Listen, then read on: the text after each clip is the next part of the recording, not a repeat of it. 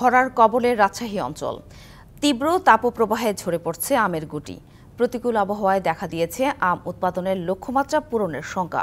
অনেক বাগানে আমের পরিমাণ এতই কম যে লোকসানের চিন্তায় পরিচর্যা ছেড়ে দিয়েছেন অনেক কৃষক।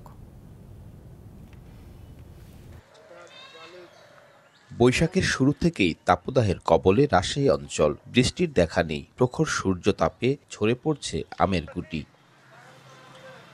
পবা উপজেলার মোরারিপুর গ্রামের মুক্তার আলীর ৭ বিঘা জমিতে আম বাগান। গেল বছর এই বাগান থেকে ২ লাখ টাকার আম বিক্রি করেছিলেন। তার দাবি, এবছর ১০,০০০ টাকার আমও নেই।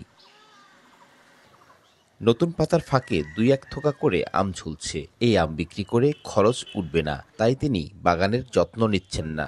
গরমে গাছ মাটি ভাইপা যাবে, গোটা গাছ ভিজাতে যায়, ওই আমের খরচ উঠবে না।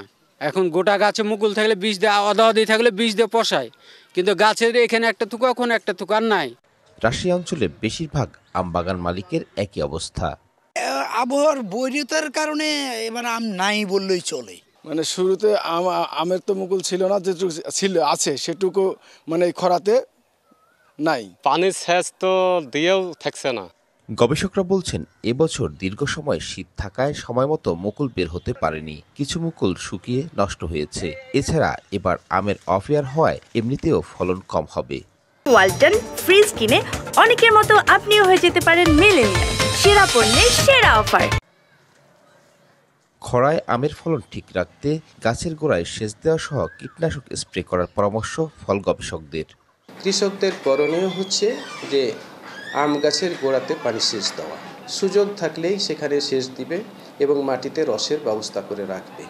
এখানে তার বিকল্প, মাটিতে রস আনার বিকল্প কিছু নাই আর কি এই তাপদাহে। এবছর রাজশাহীর ১৯,৬০০ হেক্টর জমিতে ২,৬০,০০০ মেট্রিক টন আম উৎপাদনের লক্ষ্যমাত্রা নির্ধারণ করেছে কৃষি বিভাগ। তবে বৈরী আবহাওয়ার কারণে লক্ষ্য অর্জন নিয়ে শঙ্কায় কৃষক।